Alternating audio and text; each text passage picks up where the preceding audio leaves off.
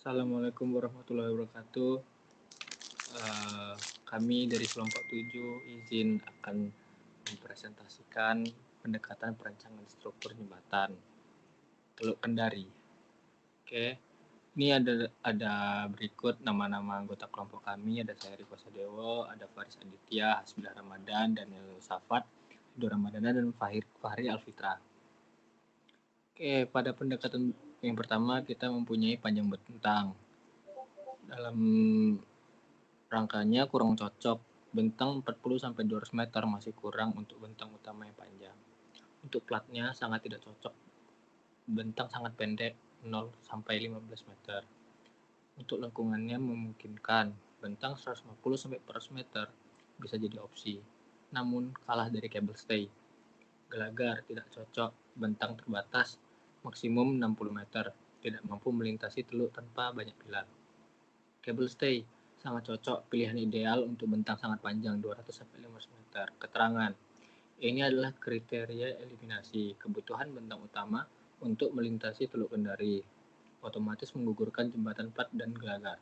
Tipe cable stay adalah yang paling optimal dan umum untuk bentang di atas 200 meter. Kedua, ada panjang jembatan total, memungkinkan bisa dibuat menerus untuk jembatan panjang. Tidak efisien, memerlukan terlalu banyak pilar dan sambungan. Terus ada pada arch, kurang efisien. Tipe ini lebih cocok untuk satu bentang utama, bukan jembatan yang sangat panjang. Pada gelagar kurang efisien juga, memerlukan banyak pilar untuk mencapai panjang total. Untuk cable stay sangat efisien, dapat dengan mudah digabungkan dengan gelagar, biasa di bentang pendekat. Untuk keterangannya, jembatan Teluk Kendari memiliki panjang total 1,34 km. Tipe cable stay memungkinkan desain hibrida banding satu bentang utama yang ikonik dan bentang pendekat yang lebih ekonomis. Terus yang ketiga ada panjang gelagar. Kompleks terdiri dari banyak batang individu yang harus difabrikasi dan disambung. Itu pada rangka dan pada plat tidak relevan. Pada arch tidak relevan juga. Pada gelagar tidak praktis, memerlukan banyak gelagar individual per bentang. Pada cable stay sangat efisien. Gelagar bisa langsing karena ditopang kabel, bukan menopang diri sendiri.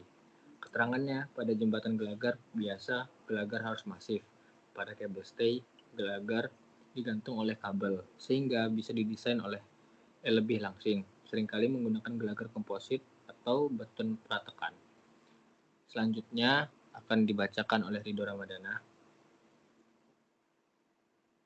Pada pendekatan bahan yang tersedia, untuk rangka spesifik membutuhkan fabrikasi baja struktural yang presisi, dan untuk plat mudah hanya beton dan baja tulangan standar. Untuk arc spesifik membutuhkan baja mutu tinggi atau beton volume besar, dan untuk gelagar mudah beton baja tulangan atau baja profil IWF. Dan untuk kabel stay spesifik membutuhkan baja mutu sangat tinggi untuk kabel dan beton mutu tinggi untuk menara. Dan untuk keterangannya, tipe kabel stay memaksa pengguna material high spec pada baja kabel mutu sangat tinggi dan beton protekan mutu tinggi. Yang ketersediaannya terbatas, pilihan ini mengindikasikan kinerja lebih diutamakan daripada ketersediaan material lokal standar. Dan untuk pendekatan kondisi lapangan, pada baja kurang baik masih memerlukan Untuk rangka kurang baik masih memerlukan pilar di area navigasi jika bentang 200 meter tidak cukup. Dan untuk plat sangat buruk membutuhkan banyak fondasi di dalam air mengganggu pelayaran. Dan untuk arc sulit membutuhkan fondasi tepi abutment yang masif untuk menahan gaya horizontal sangat mahal di dasar laut. Dan untuk gelagar buruk sama seperti plat, butuh banyak pilar di area navigasi. Dan untuk cable stay sangat baik, mampu memberikan ruang bebas atau clearance vertikal dan horizontal yang maksimal untuk pelayaran. Keterangan ini adalah justifikasi utama kedua untuk melintasi teluk yang aktif sebagai jalur pelayaran. Jumlah pilar di dalam air harus minimal. Kabel stay hanya butuh pilar di lokasi menara, memberikan ruang bebas navigasi yang tidak bisa disaingi tipe plat atau gelagar. Oke, Oke, selanjutnya akan dibaca oleh Hasbilah.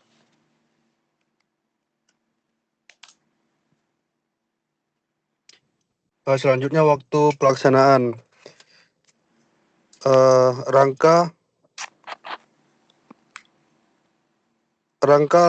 Rangka lama fabrikasi dan perakitan rangka di lokasi butuh waktu.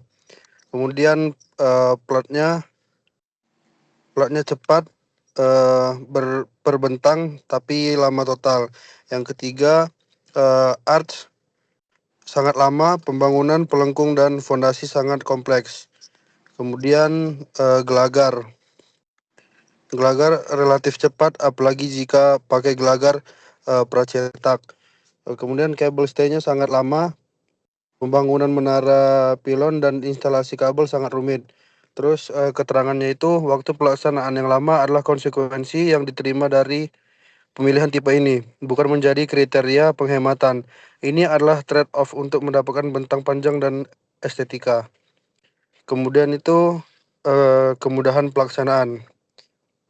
Rangkanya sulit, perakitan di ketinggian dan butuh kren besar. Kemudian platnya mudah.